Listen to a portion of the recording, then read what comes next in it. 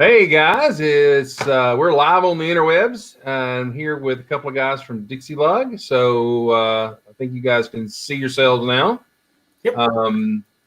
I'm Chris. I'm also known as Fazoom, and Lego guy for a long time. And Dana, why don't you introduce yourself? My name is Dana. I go by Troubled Brewing on most social media, and I'm just good buddies with Chris and Mark from Dixie Lug. You could be Trouble Building. That would be fun. Anyway. Ooh, I could change myself to Trouble Building. That would be a nice angle that I could do. Yeah. Since originally Trouble Brewing was because I was home brewing, and I figured that was going to. Someone said, since I was little, I'm granted it's a common phrase for everyone to say, "Here comes trouble." Yes. But it's always a reoccurring theme with everyone I know. So someone joked about saying, well, why don't you just call it Trouble Brewing? And I was like, ooh, yeah, I think I'll do that. So it's kind of stuck, and now it's just stayed. And so I don't know if I want to change it because now people know me as that on social media for Instagram and Flickr, or do I just leave it and go with it? But Trouble's Bricking is nice, though. That might be... Trouble's Bricking, that would be hilarious. Yeah, because that's it. That way, most people won't probably even notice the change in name because the picture will stay the same. Yep. Hey, we got Matthew in the chat. Matthew, I will bring you in here in just a minute. We're going to test. I'm testing all the features, so you'll be the add-in guest here in just a minute. There, Matthew. And we also have Mark Sandlin, my good friend from a long time. Introduce yourself there, Mark. Hi, everybody. I'm Mark. As Chris said, thank you. Moving right along. I've known Chris for probably 20 years now. And it makes me old. From the Lugnet days.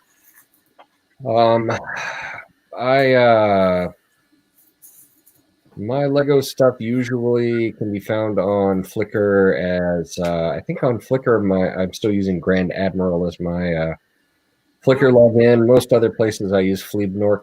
That's it. That's. I think I found you on Flickr as Fleebnork. Okay, well, maybe that's what I have on. I thought I had, but I don't remember because I've changed it around in a few different places. Yeah. And I was glad that I knew what a Fleebnork was. Otherwise, I'd been really confused. Yeah, that's kind of fallen out of the common Lego vernacular? Lego fan knowledge lately, I think, because it's kind of... That goes all the way back to Lugnet, which was sort of a little space critter that I invented. There, I was going to say, I thought Chris was going to be moving around behind you there to grab a Fleebnork. That's right. Yeah, I think he's got one closer at hand than I do. I'm trying to remember if I've got one, and I think mine are all stuck in various mocks or boxes or things. Well, I have a drawer, or I have a little one of these red bins here. I have 20 Fleebnorks left over, and I got puppies from the first boat that we had. We actually kept the puppies. They're in the same drawer, so I'm hoping to see what happens. So. Oh yeah, that's kind of a xenomorph.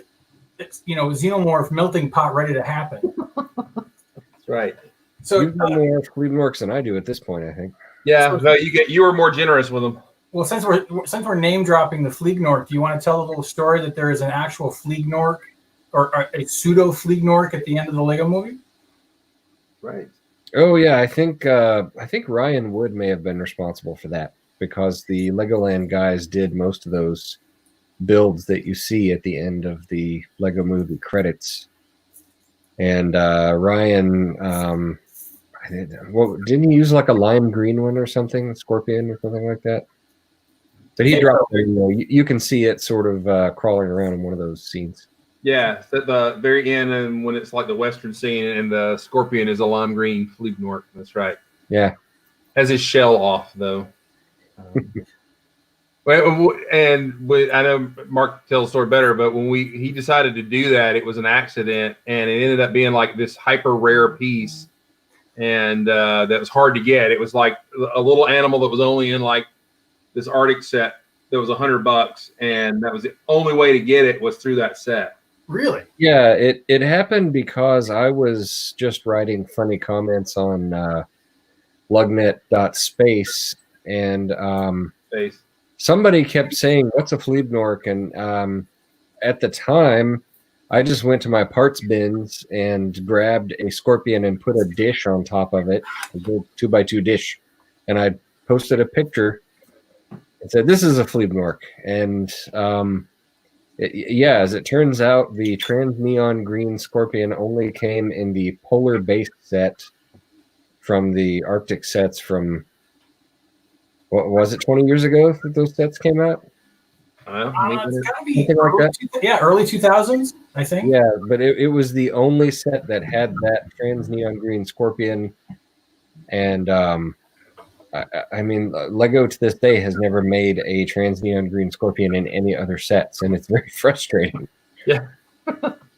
And back in those days, then you had all the kids who were teen fans, who are probably adult fans now, if they're still hanging around, and they were trying to make all these Fleebnorks that weren't Fleebnorks, and we were all being real jerks about it, probably going, "That's not a Fleebnork, I can't make it up."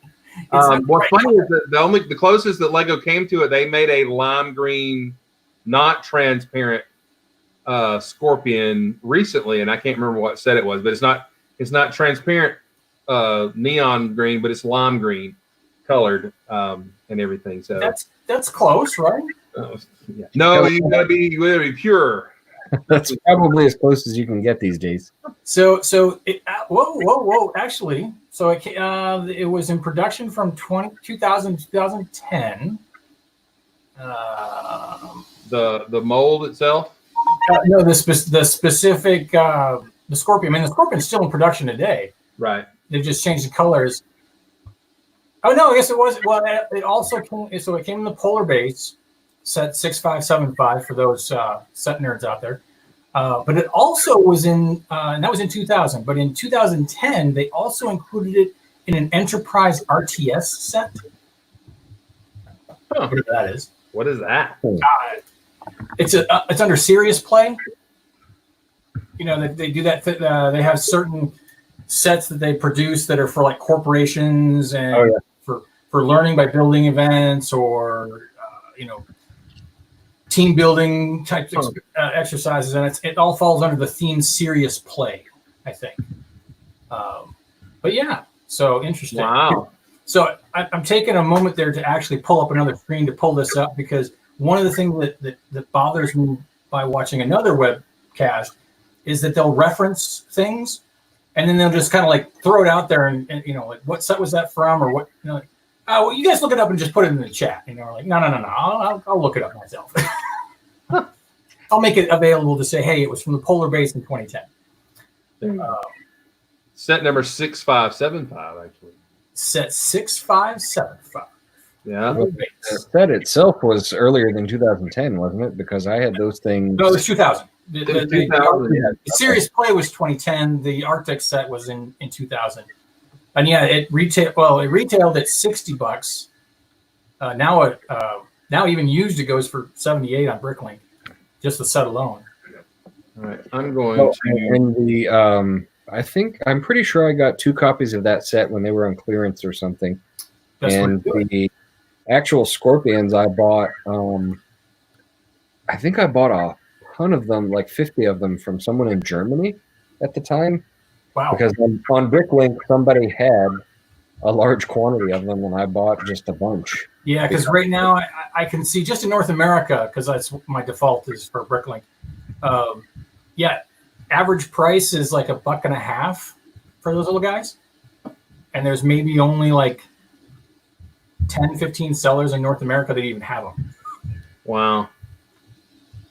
So yeah, they're still a little pricey. Pricey. They are.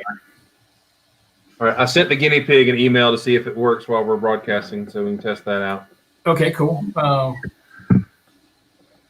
One of the cool things.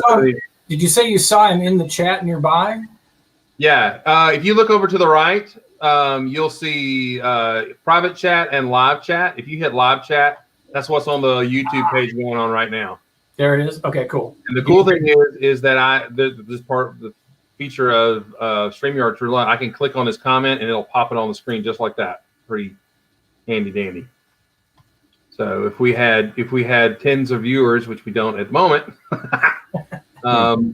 we could see that. So But anyway, all right. Well, good deal. Yeah, I think you and I maybe split buying some of those flea marks back in the day. I can't remember, or maybe you gave me some. But when we went over to Brian's to sort through the brick one day while we were there, I walked in. No. Take that back. The brick bank guy, when he set up that shop, been a year and a half ago, I guess. Yeah. When he set up shop, I walked in and was helping him unpack stuff.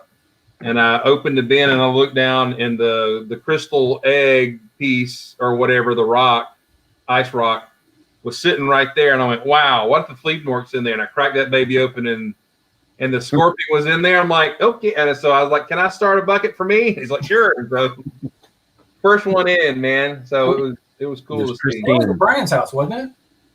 No, we did one at Brian's house, but this was the one where the guy actually came from Ohio. And when it was down like in Decatur or something, wasn't it? Yeah, set up in Decatur. Not knowing I was that close to the Waffle House Museum and the original Waffle House location, and I did not pay homage. So that's really weird. So I sent Matthew a note. I don't know if he's listening. Check your email, Matthew, and click that link, and so I can learn to do that too.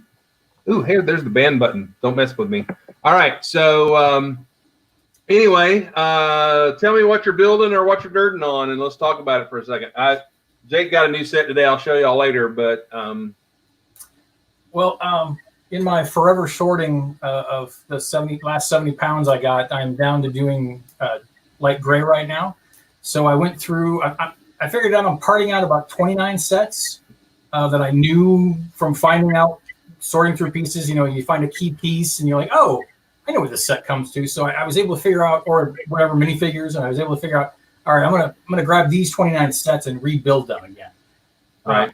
So now I'm down to the light gray, dark gray, black, and white, because those were the most abundant of pieces. So right now I'm going through just the little bits on the light gray, and then the light gray will be done, and I'll move on to dark gray after that. But one cool thing that I did get yesterday, hang on. Show us. Was walking through Target on a Target run. And by the way, I don't know if you guys have been in any like Targets or Walmarts and whatnot, but the Lego aisles are bare. I mean, there is tons of empty shelf. All right, wait. Welcome to the chat. Matthew, how you doing, man? So I was walking along, and all of a sudden I looked down, and one of these was sitting on the shelf. Oh, at Target? Yeah, and it's supposed to only be online for Target. So somebody must have ordered it and already returned it. And I was like, oh, well, it's out of stock on Lego Shop at Home. So I'm like, I'll go ahead and grab it. Well, that's weird. Was it was not lower price or anything? Normal price? No, same price. I mean, the box, a little bit of scuff on one side. But my Stormtrooper helmet that I got direct from Lego had the same scuff in the same spot. So I think it's probably just a packaging issue or something like that. Matthew, welcome to the chat. We have ones of people watching us, and so that's awesome. But this is just a test run. But you did not wear your space shirt, so we may have to ban you for life. So I was going to mention that. What's up with that? It's dirty. It's in the laundry. It's in the laundry hamper, but I wore it 2 days ago. You only have one? Well, no, actually, I have two. I have one that's the Galaxy Explorer, and then the other one that I have is a blue shirt with the classic space computer screen on it. They're both dirty. And Chris is the only one I can see, but that's something to do with this not working on Mac for some reason. Well, it doesn't work on Safari, but it sort of works in Chrome, but I can only see Chris, so it's, I don't know.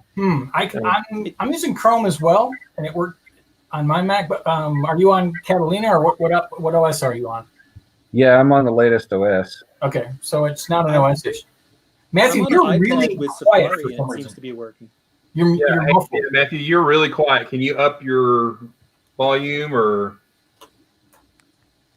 I don't know. Can you hear me now? I think we made him turn it down at the Dixie Lug chat the other day. I muted it when I was sorting parts. I did. I muted it just to save Dana's aggravation. Check your cam mic preferences and see if under audio which mic it's using. If you've got multiple mics, Yeah, it seems distant. Now you're muted. Okay, I'm unmuted. I just says flip. No, I don't want to do that. Chat, leave, video. I want him to come back and there's flames everywhere. Well, I have a lot of plastic flames. I could just dump them in front of the camera, but I'm still really quiet. Yeah. I'm assuming you're on your laptop, right? Yeah, it's weird because it's you're complaining that it was overly sensitive when we were on. I lost Zoom. you for a minute there. I don't know what happened. I haven't changed anything. Well, not that you have this problem because you're on just your laptop, but my default settings for my normal microphone, when I opened up whatever app this is, the Duck, whatever it is, I had to go into the actual settings and reset the microphone because I was coming through really staticky for Chris. Oh yeah, you have to check your thing. Hey Mark, see what happens when I do this. I'm just letting you test. Does that change anything? Mark? No, I still can't see anyone's video but yours. Now, are you watching on YouTube or are you watching through the StreamYard app? No, I'm on StreamYard. Okay. That's weird. Now I see just Chris. I did that. Now I see the Brady Bunch. I have many powers. Yep, now it kind of popped it out a little bit. That's kind of cool view. Chris, Mark, you may actually want to there is an actual app for StreamYard. Really? Now, even though I'm using it through Chrome, I have the app installed. So maybe that might be something. I don't know. I'm just using it straight from the net here. So, well, Macs are always slightly different. So, yeah, I know. We're like your special children. You got to watch out for. Well, here I'll show you what Jake got today. We ordered it from Shop at Home. Oh, you got that new one from Monkey Kid. Monkey Kid, yeah. Really cool, and has the feature. And this actually it shoots it out pretty far, but you get the Monkey Kid bike, which is not the Acura bike, right? Right. But it kind of is. It has a feel to it. Yeah. There's no real features to it. The thing I hate this piece on the back. This Technic piece hanging out there because it just looks unfinished to me. Yeah, it does. They could have just filled in those two studs and just put a tile across it. Yeah. They covered the front ones that way, but that Groot bike or Gru bike for the Minions has the same thing in the back. And it already looks kind of bad anyway, but that makes it look worse. So that's my only probably negative to the set. So is that where it locks into the plane? Hang on. Matthew was trying to pop in. I missed him. So yeah, actually what it does is it pops in with one peg in the back. Okay. And let me add him back to the stream. Oh, there he is, but he's sideways. I don't know. I was running both the YouTube app and this StreamYard app, so I closed them both and then re-entered. Is the volume any better? Nope. No, but it's weird that you went sideways. Are you on a tablet? Yes, I am. Now, okay. I put the tablet background. It was weird a second ago when Dana was talking, I could barely hear him. But now you can hear me okay? Yeah, now you're fine. So, I don't know. That's weird. Technical issues, first night, all that kind of stuff. I wonder, after you reinstalled Mark, did you like reboot or whatever you needed to do, that kind of stuff? Who knows if it's acting weird on yours? I would say this is probably a browser issue. Gotcha. Because I'm not using an app. I'm using Chrome right now because the email you sent me said I had to use Safari. And then when I tried to go and use the link in Safari, it told me my browser wasn't supported. So I downloaded Chrome. And Chrome works. I can see you, but I can't see anyone else. So that's weird. I can hear Dana, but I can't see him. That's probably for the best. Let me try to refresh the page and just let me just try that out. Yeah, if not, yep. But No, that would do that. he's gonna have to read it. I was He's just going to say, we'll probably lose you. He's gonna be so happy coming in there. Let me add him to the stream. Is that better? Okay, now I can see Dana. Ah, there you go. I, So the refresh worked. I cannot see Matthew, but I can see Dana. Well, don't no, worry, we can't see Matthew either. So we Okay. can't see Matthew, but that may be a positive experience too. Anyway, I so am wearing a space shirt, by the way. yes, it's very space. Everybody space. Oh, that Matthew cannot use the space. All right. So anyway, I'm not wearing a space hat, but you know. I almost ordered it. There's a Etsy. Somebody's got a hat on Etsy. I mean, it's like $12 for a nice baseball cap, embroidered space logo on it. So, Oh, cool. really? yeah, or maybe it's $17. I mean, whatever. So, How did you stumble across it? Your classic space logo hat? just searching. Yeah. How you sounding there, man? I'm not sure what's going on. I tried to. Is that better? It is a little better. Okay. So? Yeah, but now you're really leaning in garbly. closer. I'm leaning in closer. The other thing that's weird is that the camera is reversed compared to normal, because what is in the picture on my right is actually on my left. I'm not. Yeah, that's normal. I'm right. It's mirrored view. It's hard. Yeah. If I touch my hair, I don't know how to. Anyway. Yeah, it shows you a true camera view, not a mirrored one. I am wearing a Lego shirt. Okay. Well, we can name drop Kevin Hinkle because he designed that shirt. I'm pretty sure. In fact, that was from Bricks on the Dollar. He stopped doing that, right? The shirt of the month or whatever. No, I think I think they still do that. I bought it off Amazon, I believe. I think he was selling them on Amazon. Yeah, because the Galaxy Explorer shirt that I have, that was sometime last year, and that was Bricks on the Dollar off Amazon. So yeah, I think you're probably not along enough in watching the Forever Sorting for them to say. I think he said they gave it up the monthly deal or whatever. So okay. Yeah, I think I'm maybe on episode 10. I've got a long way to go. Well, that was all. I listened to all those during COVID, and so I had plenty of time. So.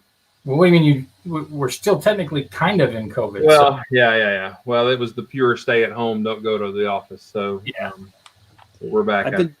I've been catching up on my Clone Wars while sorting and stuff. So that's what I've been consuming. But I'll catch up on that soon enough, and then I'll probably start watching the Forever Sorting. It's cool. It's interesting. It is, and he's from I'm at the end or what's being currently recorded, which I went to having a plethora of that to listen to now I don't have. I mean, I'm now waiting weekly for the episodes, and he's almost done with the story. I don't know what they'll do afterward and all that sort of jazz. So, but anyway. They've been doing it for like 2 years, haven't they? Yeah. They said they would get it done in like 40 episodes. 80 episodes later, they're still talking about it. So yeah. Well, they did all the special episodes and stuff like that. So true. that may have extended it further than they really planned to do. Right. Right. I'm also. So, Chris, if you can send me that link, because I'm not just finding it by chance, so I'd be curious. The link to that hat. Oh, yeah. Okay, I'll look it up. Yeah. In fact, I'll try to put it in the chat. Ooh, test it out. So I don't know if you guys saw some of the new pieces from the Monkey Kid sets are available on Bricks and Pieces. Yes. And I hopped on and I bought the and also some stuff from the upcoming pirate set. There's a pirate torso with tattoos, and I bought a couple of those. And I also bought there's a torso with a red spaceship. Yeah. I don't remember what minifig that was from. I'm sure Dana knows. Actually, it was in the BAM or the BAM. Really? Yeah. Okay. I think I'm looking forward to the fact that you're gifting me one, but I actually think I have one or two, but I can always use more. The BAM meaning, for those who are listening who don't know, the build a minifigure inside the Lego brand stores, right, which is now off limits. Correct. Also, Pick-a-Brick is also off limits currently. I went to the Lego store at Sugarloaf Mills today just to see what they had on the shelves, and they had they have taped up paper plates, which are round, over the round pick-a-brick wall. So it's kind of funny. I told them, I said, you could have used Frisbees. Frisbees would have been cooler. Yeah, it's interesting. Oh, there it is. The hat, by the way, is Benny Lego Movie Spaceman is what they listed as instead of Space Hat. It's really nice. Hang on. Oh, what a terrible link. Okay, let me copy it anyway. Copy. And we come back here, and I'm going to post it in the public thing here. Yeah, I think I found it. 1750. Yep. Let's split it into two things. That's really funny. Too long of a link, but I when you told me to look for it that way, I found it. Yeah. I don't know what unstructured dad's hat means, but it's colors. You get a blue one, a pink one, a black one, a white one, a gray one. Yeah. So it looks nice. So I'm going ahead and ordering one right now. I think I was out of the room. What where are you getting this at? Etsy, there's somebody has a knitted baseball cap, Space Logos baseball cap. Gotcha. But I made a purchase on Etsy this week or a couple weeks ago. Ooh, wow, cool. Yeah, it's a 5 times bigger than normal nice computer. You get it. Yeah, you do have to kind of snap the pieces in, and when you get looking at it, it does have 3D print lines all over it. But it's super cool, man. Yeah, yeah. Did you see? I think Kevin Hinkle posted. He has someone printed a blue one for him. Yeah, and I was like, oh, yeah. Now, is the white and the green, the red, is that painted or is it? How do you do it? You had to install all the little chiclets and the buttons are all separate pieces, and you had to kind of glue them down. Okay. And they're laser cut, and the white parts are too. They inlay and everything. The thing I wanted to do, the green pieces aren't very translucent, but I would love to have one of these where the pieces were, and then Dremel holes all in the supports on them for lights. Light it up from the bottom. It would be amazing. Hey, but he did actually print the stud receiver in the bottom. Super cool. He's on. To further geek that out, because if you were to drill that in and light it, you would want a 2x2 plate to put it on the bottom of it to lock it all together. Well, yeah, there you go. That'd be cool. That would be cool. I like it. But no, it's a pretty cool quality thing. In fact, either I lost or he didn't send the gray dot that goes here because he sent me the blue ones. Because that one on the and I went and looked on the original computer, that dot is unlit. You know what I'm saying?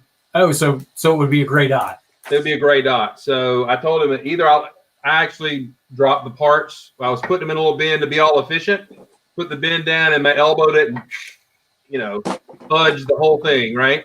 So, but I got all the parts, but then I noticed I just had blue ones and not gray ones, and so I emailed the guy and he said, "Oh, I'll send you some." So he's pretty nice about it. So that's cool. But no, it's super neat. Everything. So you mentioned having things go poof everywhere. Earlier today, my table was full of the bigger pieces, plates, 1x2s, 2x2 plates, cut plates, bricks and whatnot. And I was down to doing the 1x plates because I have a tub that's just light gray 1x plate. And the Ziploc bag that I was putting things into, each by whatever it is, 1x2, 1x3, 1x4. The 1x3 bag is busting at the seams. I mean, it's full. And so I was taking just like the 2 or 3 that I had to put it in the bag, wasn't paying attention. And the next thing I know, probably a third of the bag just came squishing out all over on the floor. And of course, on the floor, I have little tubs of other parts that are stored. And the next thing I know that, they're in those. And I'm like, So 20 minutes later, everything was fine. But that reminds me of when I was sick, and Stens is a friend of ours, Mark and I's. He's in our IRC chat, and he's been around a long time. He's a good builder.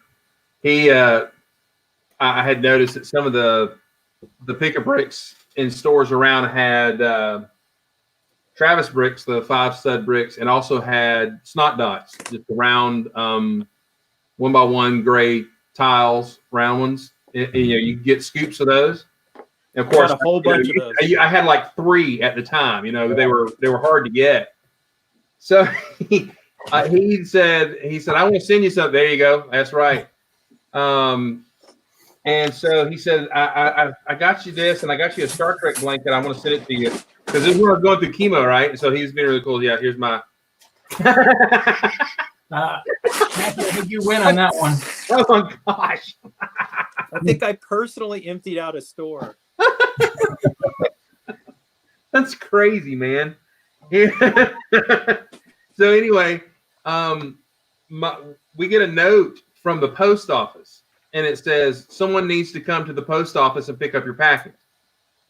Which we were living in Rome, so it was a small. Anyway, so Mel runs up there, and she comes home with a box and a bag on the side and everything. And she said, "What is this?" And I look at it, it's from Stens, and I open it up, and there's a blanket in there, and all inside of that box there were 1x1 1x1 tiles everywhere, and then there was a cup laying on its side, half filled with 1x1. And when we picked the box up, they were leaking out of the corner of the box, and in the little baggie stuck to the side was all the ones that they had swept off the floor with all the factory dust all over them and all that kind of stuff. What he had done, he had gone and filled one up like to the tip top. They had barely taped it over it. And he put it in the box and it shipped. And so the post office guy was picking this box up and it's leaking a little plastic, whatever. It was hilarious. So anyway, and I probably threw away half of them because they were, had been swept and stuff and all that kind of stuff. So. I got this Adds back character on my table too. Ooh, that's cool. Orange, the much derided Universe game, which I played like a little bit but never really got into. So, but what was that from? The Lego Universe game? Yeah, I've seen the figure on Brickset or wherever, but I never really understood what it came from. Oh yeah, that was from the Lego Universe game, a massively multiplayer Lego game that Lego was too scared to actually let it, be open to everybody, and it looked really pretty, but I don't think the gameplay was that great. And all right, yeah, because I heard Kevin Hinkle reference Lego Universe, and I was like, this is something I'm not aware of. So that's interesting that you just brought it back up again. Yeah, a lot of people played it. They did a lot. I mean, Lego poured a lot of money into it to kind of let it die. Which they happen to seem to do a lot because before they released the new game on the mobile devices, there was another game about, I would say it was a year and a half ago, that was for the PC. And they even did it in I forget what series of collectible minifigures, but you had codes on the sheet inside the collectible minifigure that you could put the code in and then add that collectible minifigure to your inventory in the game. And it maybe went like a year, and then they stopped support. So it seems like they cycle, or just let somebody else do it and be done with it. I think that strikes me about this is, the Dimensions actually was, I think, fairly successful, but the one before that was you could build it and then put it into a virtual reality and you could go around and collect points. And they seem very determined to try to figure out a way to integrate Lego with games. But it strikes me that from I'm not a marketing branding expert by any means, but it seems to me that the virtue of Lego is that it's physical. And I don't know, to me it seems a little odd. They're trying so hard to elbow their way into the virtual realm. But this is the core appeal of Lego is that it's physical, it's tactile.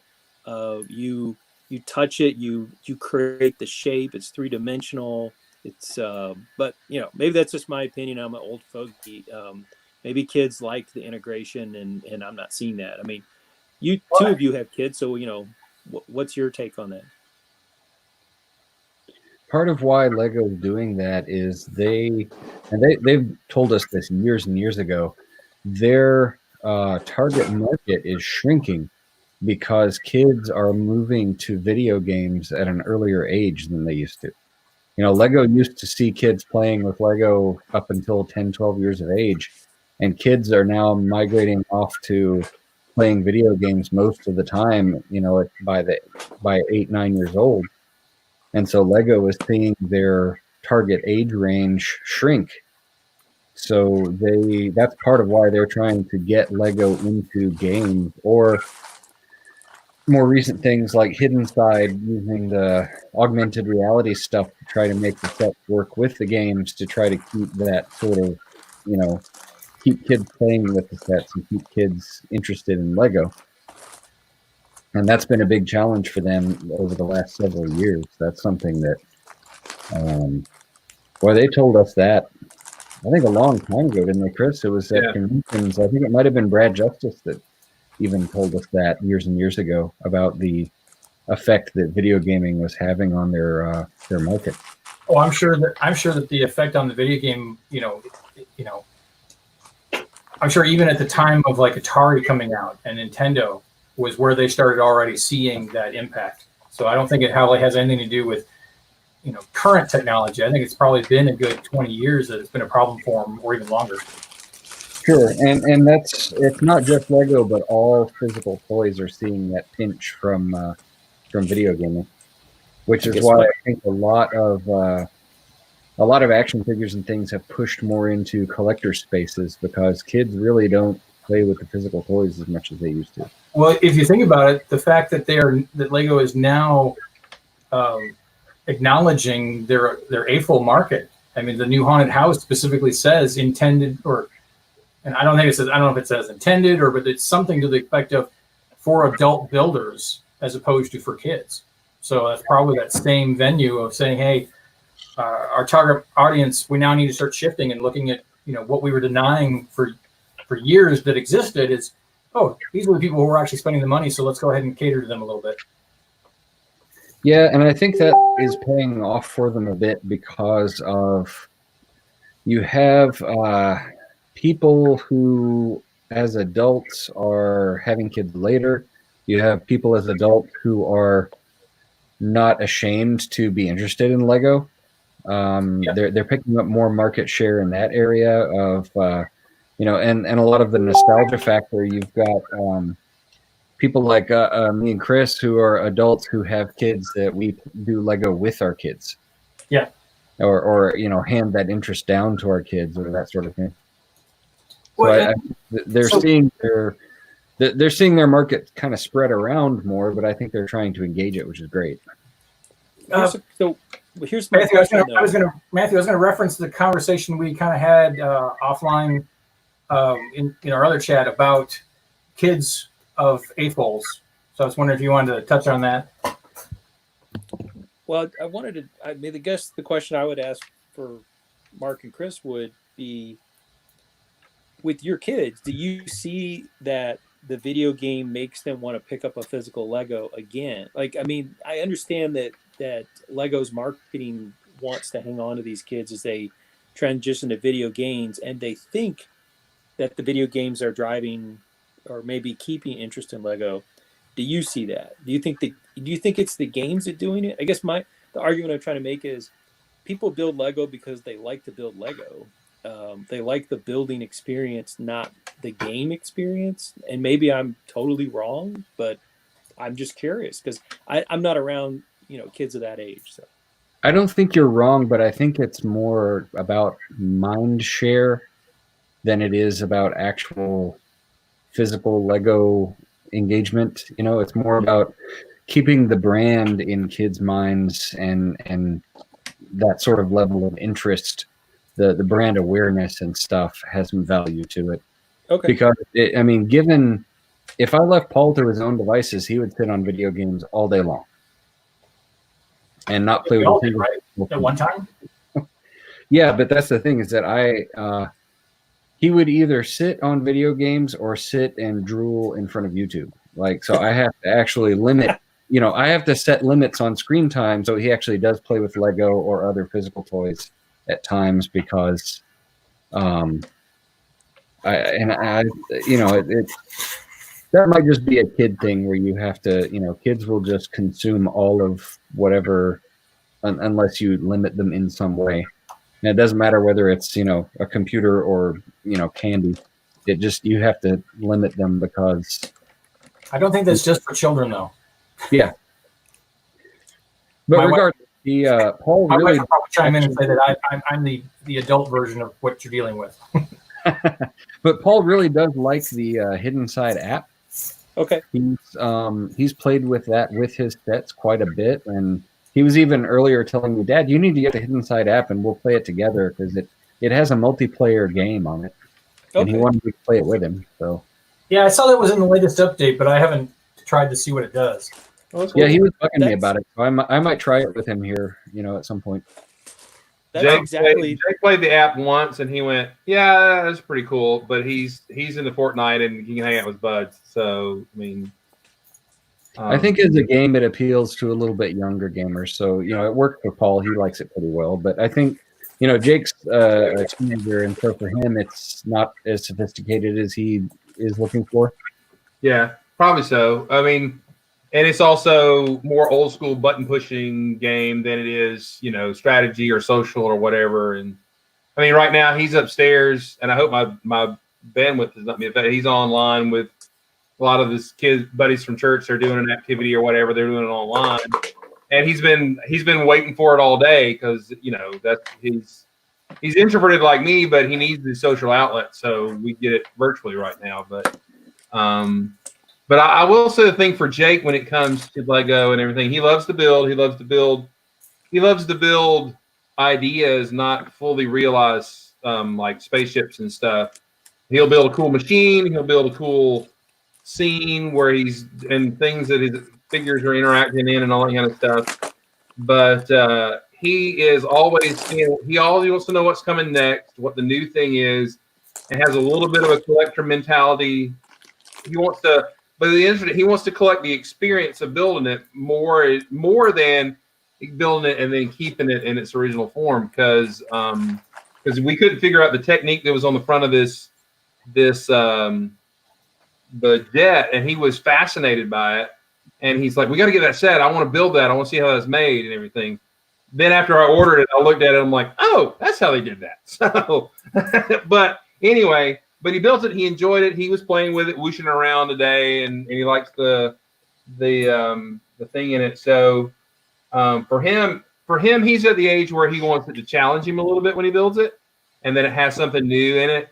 That was the mistake. The Lego solution back in the 90s and the 2000s when they were goofing up to try to recapture the video game kid. They saw the video game kid as having zero attention span. So they had to simplify the build to make it easier and accessible, and they tanked hard. It's not that the kids don't have the attention span; they're just a lot more selective, and they know what they want, but they also want the challenge. And so when they started putting complicated sets out and putting the collectible or they upped the ante when it came to minifigs because the kids, that's when they then took back off.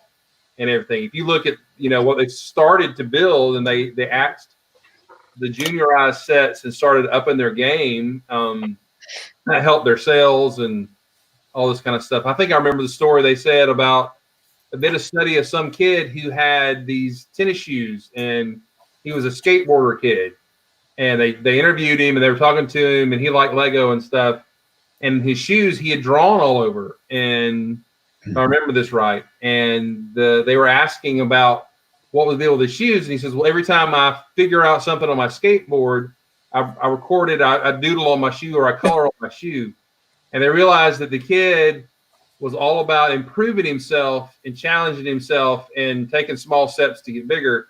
And they realized that they had lost that core value of Lego. That Lego actually is something that you learn something new every time you get a set and build, and it's there's a collection of experience and a collection of sets in Lego and everything, and they've done pretty good with that. I think. I think they're making some mistakes again, but that's just me. I mean, I would say that that's also true for adults. When I buy the modular, I want to see a technique in a modular that I've never done in a factory set. So I think it was Assembly Square where they turn the garage doors on their side. And I was like, that's cool. I want to see how that works because I don't know how to do that technique. And so anytime there's some new a novel way of doing something, even as an adult builder, that gives me a reason to buy that set and build it. But coming back to the minifig things, I mean, at every convention I've ever been at, the kids are obsessed with the minifigs. I mean, the minifig swap, it's a big deal for the kids. Like the adults will come out for the yard sale, but the minifig swap, every kid brings out their tray and they pop it open with the things they've got to trade, the things they want, and they get really excited about certain, whatever their character, whether it's like, Friends, mini dolls, or it's Marvel, or it's Star Wars. I think the minifigs are like the crack of Lego. Right here, look at that, right there. Did you guys see the new Marvel sets today? Yes. I don't think I have. There's a new Hulkbuster that looks more comic inspired, and there's a new Avengers Tower that actually looks pretty cool.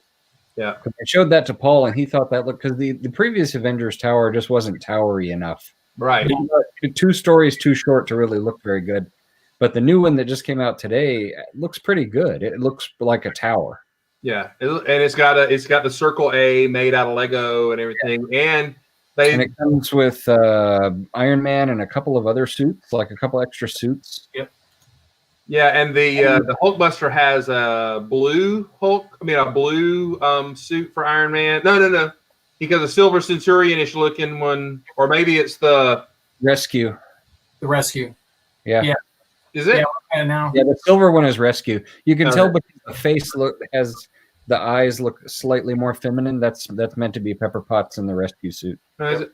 I thought it may be because the one I thought it was the suit from the suitcase one, the Mark 3 or 4. Well, anyway, my son's favorite scene, by the way, in all Iron Man is the suitcase popping it out of the suitcase and everything. So cool. That is pretty cool. Well, and he had that somehow he got the 5.5-inch figure and he loved it. Anyway, yeah, they also released the Iron Man helmet from the series, like the Star Wars thing, and I do not like it. No, the jaw. Yeah, it looks like me in an Iron Man suit. Man, I am Iron Man. He's got like chewing tobacco in his mouth or something. I don't know. Jake liked it. I asked him. He liked it. But the jaws. The tape is interesting. Saw that. Also, the Brian McVeigh. The sketch. The sketch things. Yeah. Sketches. Yeah. Yeah, that's obviously McVeigh. That's what he did for years before he got. I recognized those immediately. It was like, okay. The unfortunate part is they chose to use licensed theme ones, I guess. So they used, Batman, Joker, Stormtrooper, BB-8, which are not necessarily his best pieces. I mean, he's got some other stuff it's just phenomenal. So I hope that it doesn't flop because of the limited release that they're doing, so that they can release more of the ones he's done. I like the Stormtrooper. But I would rather had a classic TK versus a First Order, but like his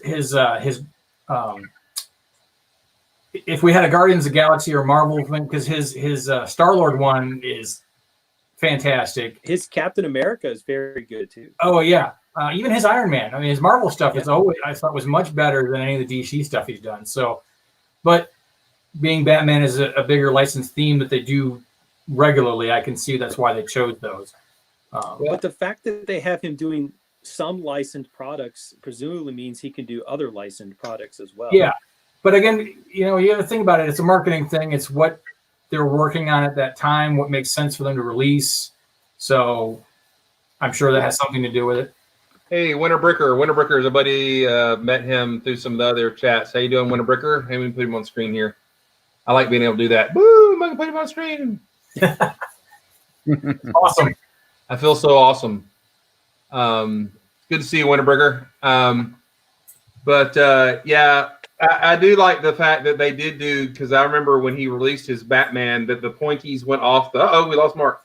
The pointies went off the page, and the Batman, the pointies go off the page, and everything. So that was cool. Oh, here he comes back. Sorry, I accidentally clicked the login button and it took me away from. I thought it would pop up a thing or something. It took me away from the chat. So. Of course not. Oh, I can't see anybody again. Awesome. Let me refresh again. Hey, let me see if I can. Let me see if I can make you full screen. I made me full screen. Yeah. So No, I can't. I might if I get the version that I pay for. Oh wait, I knocked you off. There you are. Yeah, I was backstage, but now I'm in the show. Okay, well, I can at least see Chris and Dana again. I'm right here. I don't know if Matthew's reconnecting or. No, he's there. So I you can can- only I see can- people. I can only see you and Dana right now. I can That's see weird. 4 screens at my end. And I sent a chat to the people for StreamYard. They told me that the video chat works in Safari on an iPhone or an iPad, but not on a Mac, which is I just replied, that's weird. Like, what? You can do mobile on my phone, but you can't do mobile on my computer? Like, what? Should this not just be HTML5? No? Crazy. Like, I don't get it, but okay, whatever. Oh, here, let me show you this from the set. One of the figures, really cool. We'll take the big screen here since I can know how to do that. All right, so the red-headed Geddy Lee is really awesome here. his glasses. I love it, but he's apparently got a long coat when you add the thing to it. He apparently likes to burn himself with some of the engines on the backpack, but there's the things. And of course, Lego gives me a plethora of tooth pieces that I don't want. But that's the monkey stick there, and all Okay. that implies. But pretty cool. But he's a neat fig. I like him a lot. I'm pretty impressed. I'm pretty impressed with this build. It's kind of, see, we've got these weird little rollies on the bottom and everything, and they give you a little grip here. And actually, Paul would like to, because Jake likes it, the action figure of the when you pop off this little guy, he actually shoots out really well. Especially if you kind of loosey goosey the tires up so they roll really easy. It'll slide it across the table and everything. The mechanism, it's also not got a ton. It's got Technic in it, but it's not a frame that you can't deal with. It's not ungainly. So kind of wanted to go back to Matthew's question or comment and talking about the challenging aspects of certain builds. Yeah. And because I agree, like when he was talking about like the modulars, like I had never built a modular before until like probably beginning of last year. And just building one of those, having never built one before, and all the unique type of building techniques that they had used in there that I had never seen because I wasn't building that type of set, really got me interested to want to build them myself. So it kind of comes in that play. But the dovetail, Not as easy as it looks, huh, Dana? yeah, I know. No, it wasn't that they were challenging. It was just stuff that I hadn't seen before done, and it got my brain cranking to do similar things. Yeah. But one of the things I found, and I was curious to see if Jake would be interested in this, that if he's just looking for the build experience to try things out, and I don't know what this will do to Lego in general, but you can get the instructions fairly currently after a set comes out, and using Studio instead of building it physically, just to learn how the build technique works versus having to buy the actual set. I'll ask him. He hasn't. I think he did LDD a little bit when LDD was a thing, but LDD was very clunky and very limiting. Studio version 2 is fantastic. I mean, I probably do more free building nowadays in there first and then build it physically afterwards. It's also easier in there to go, that color down deep in there, I think I'll change the color of it without having to pull it apart, right? Right. Or for that matter, well, the one drawback is that, I'll think I have a specific part in a specific color or that it's common, and I'll use the snot out of it on there and then find out, oh, that part came in one set in 2002 and it cost $17. So now we rebuild it with a different piece. Yeah. Right. So there is that drawback, but I've been thinking about the same concept of if there's a set that I just want to build it. I don't really care about owning it or collecting that particular theme. That probably just getting the instruction off of Lego's own website and just building it digitally just to try and build it and see how it works. Right. I'll have to ask him. I know for him, if he can get a little flustered easy when it doesn't work, I'm the same way. So I think the physical brick for him actually helps and everything. But I have to run that through him and see if he'd ever try that. So, well, there's a small learning curve, right? If you're not used to it. I've been using it now for probably 2 years, and it's very second nature on how to do things. So once maybe he gets past that learning curve, if he gives it a try enough, who knows? Yeah. So we'll go about 2 more minutes, so we'll be right at an hour. Any bricky plans you guys have? I've got an idea I want to ask y'all about what you think, but I did want to show Dana something that I built. Ooh, that's what's the stand for? Oh yes, I remember when you posted that. Yeah, you had never seen it on video to see. No, I haven't. Actually, I didn't realize that you had made it so that you can pick it up and play with it and and it slots right in the top of the stand. I love it. And holds it so that when you put it on the shelf, it's upright and looks cool instead of lying down. Excellent. Yeah, because I don't know if you can see my middle rack in the back is all slave ones. Yeah, I like that idea. I love that. This fits the most recent. I don't know what scale you would call this, but this is I think it's the third shelf down from the UCS. I think it's that same one. Yeah. That's the 25th anniversary, 35th, whatever it is. Yeah, it's the 25th anniversary. Yeah, it does have to be overbuilt quite a lot. Like this is a really dense, chunk of Technic bits and plates because it does put all of the weight in front on this foot right here. On that. Yeah. So it does have to be very overbuilt to support it, but it looks good on my shelf, so I thought it was really worth. I like it. Yeah. Cool. I did not get that slave one. I'll probably regret it. It's a good little set. It really is. Well, just the fact that it came with Zuckets was a reason to get it alone. Hey, watch your language. It's a family show. So, but it's a really nice build, and the folding stand is cool. I like that. I like the fact that you can close the stand up. Yeah. These little red things here are little buttons that shoot the little missiles out. So you can. And that's gone. I'm not usually a fan of the spring-loaded things. I'd prefer just them to visually represent weapons versus actually doing anything.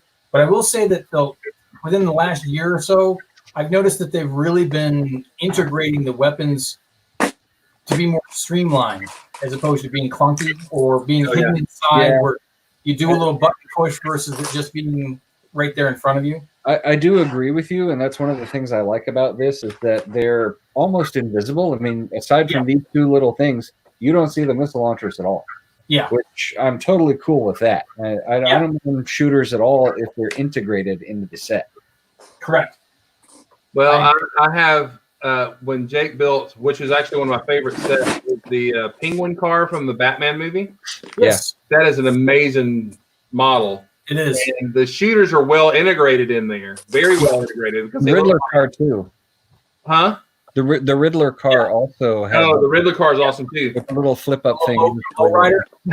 Yeah. But so Jake builds it, and I'm looking at it, right? And I'm like, well, as I turn it and I look in the front, I'm like, oh, the shooters look like they're part of the thing. And my hand hit the button, and it shot me in the tooth. And it hurt like I cried, because I heard it, and you can kind of feel that all the way down your spine. And I'm like, oh, and all this kind of stuff. And so every time, I love that card. I got one over there. They do not have the shooters in them. They will not ever put the shooters in them. I am gun shy around the thing. But it's funny though. But I swore I was like, I think I just chipped a daggum tooth. It hurt. So actually, these have disc shooters in the wings. Yes, they have the little plunger-y things. Yeah. But it's not bad. It's not like having the old Technic shooter slapped on the outside and stuff. So I appreciate them. Yeah, at least creating it. But I have one with the big Technic shooters. These things. That's right. Just shoot your eye out, kid. Yeah, I took one of these and gave it to Paul to play with a while back, and I don't know what he did with it. He's got it down there in the mess of stuff he's been playing with. But I took it and stuck it on some Technic bricks and put it on a 4x4 turntable so he could go and do whatever with it. Well, that's what the guys down at Atlanta Brick Company use for their weapons and stuff in their game, right? Yep, I was just actually going to make that comment that I have a Nexonite battalion downstairs that has those attached to it. I took it wasn't the Fortrex, it was Axel's little tower carrier. Oh yeah. And so I took the tower portion off and replaced it with Technic pieces that would raise and lower two of those cannons. And so that's my big vehicle. And then I replaced the little tiny vehicle that originally had a stud shooter or something on it, or one of the smaller shooters. I replaced it with one of the bigger cannons as well to use those as well. So it's actually fun to do. I would really like either to try and get a group together up here to try and play that up north, or do another trek down south with a bunch of us so you guys could see it and get the bug of playing it with those guys. And it's a fun afternoon when we do it. That actually would be right up Mark's alley, because that's the kind of game you like to play, kind of thing. I played Warhammer 40K at one point in time. It's got a very Warhammer feel to it. I was trying to think what else it reminded me of. I know that they even made the reference of it in kind of a Warhammer type scenario. But yeah, it's a fun time. It's a good time. All right. Oh, here you go. I made this. I'll show this. So I love these, and if Mark, if you haven't got any of these for Paul, you probably should. These little, the Iron Man mech and the Spider-Man one and the Thanos one. These are really neat. In fact, the framework on all of them are basically the same, but they're really well done. They're hard to tear apart. So I made an M-Tron one out of the Spider-Man one. Ooh. Oh, there we go. Me likey. That's fun. So I've added the air tanks on the back and everything too. So, but yeah, he's hyper. The air tanks are on there but he's hyper posable and they're really cool. And I've got this part, the breastplate. I've got it in black and white. So I'm gonna make a black Tron, maybe a Space Police or something like that, and everything. So I like it. Yeah, that's fun. But so I was gonna think about, and if anybody's making an order for bricks and pieces, if one of you guys are, let me know, because I want some trans neon orange parts from the Bull Mech, because I'm thinking of making like a sequel to Ice Planet, like Blizzard Planet 2020 or whatever.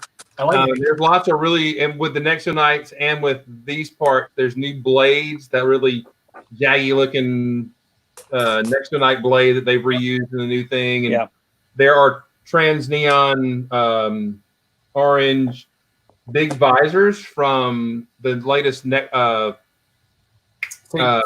City Space. Yeah, and so the Ninjago has the big, they're big anyway. So I can make, there's a lot of trans neon orange being pumped out right now, and so if you're going to make an order, give me a holler. I may order some pieces. So Well, the funny thing is I think both Matthew and Shannon have done probably 2 or 3 orders within the last couple of weeks. when y'all posted that, I'm like, yeah. Well, no, I went on there the other morning. 4 pick-a-brick orders or parts and pieces orders. Yeah. I've always imagined there's one like, Lego employee going, oh man. But because anyway, I know I'm thinking of doing it. After I finish this 70 pounds is when I'm going to start going back and sourcing parts for my ship. And I think when I do that, it's going to wind up being a parts and pieces order too. So, what is that? Is that just random parts? I just random neon orange. It's all trans neon orange, and I would happily trade this for some olive green, sand green, dark tan, dark orange bricks. I want useful orange pieces, not that. So this entire tub, well, I take that back. There's red in here too. But I think I've got an entire bag. Shooters! Yeah. This is my surplus neon orange that I got to go through still. There's 2 headlight bricks here. Little headlight bricks. Those are useful. I've actually got those on the back of my snow speeder that I did. So yeah, but I'm thinking with the white tires. Oh yeah, with the white tire pieces from the A-wing, got some chunkier white tires to do some stuff with. So I'm thinking of. I don't have a lot of it, but it would be cool to swap in dark blue instead of regular blue, maybe as a color change. That'd be cool. The game, but I'm limited on that. But anyway, if you're going to make an order, I've got about 10 pieces, which of course I went to it the other day. This morning, I woke up early, so I pulled up bricks and pieces, and I'm like, oh, I'll get 10 of those and 5 of those. $85 later, I'm like, I can't do this. I can't do this to myself. So I'm like, well, maybe I don't need those. And I went, $79. I can't do that. I couldn't whittle it down. So I basically spent all my VIP points now, bricks and pieces. So I like that. I had a lot of points. So this Joker is $60, which people are complaining about the price, but I had $20 in VIP points, so I threw it on there. Which it looks like a pretty big set. I mean, it looks. I don't know. That looks like a $60 worth of set to me, and it looks pretty big. Yeah, it's pretty big. And by the way, the technique we couldn't figure out is let me see, make sure I don't tear this apart. So it uses the old dumpster pieces on it. Okay, yeah, right. See that? Okay. And then it uses this windshield. Oh. And they're kind of pointed backwards and everything. To me, that is adult fan of Lego builder now designer move. Yep. That was the design on the engine where you've got the barrel kind of just barely jutting out of the thing. That's an adult fan of Lego move. That's adult designer. That's definitely more advanced techniques that people have been using for years. Yeah. But it's cool. That's cool. All right, guys, we've been at it an hour. I'm gonna log us out. We can chat, off air and everything. But I think this was a good test to see if this would work. I think it would work really well. So, y'all want to say bye to whoever watches or watches in the future? Bye. See ya. bye-bye. We don't have a catchphrase yet, so We'll get there. see ya. That's it. We'll get there is our phrase. All right, we log us out. End broadcast.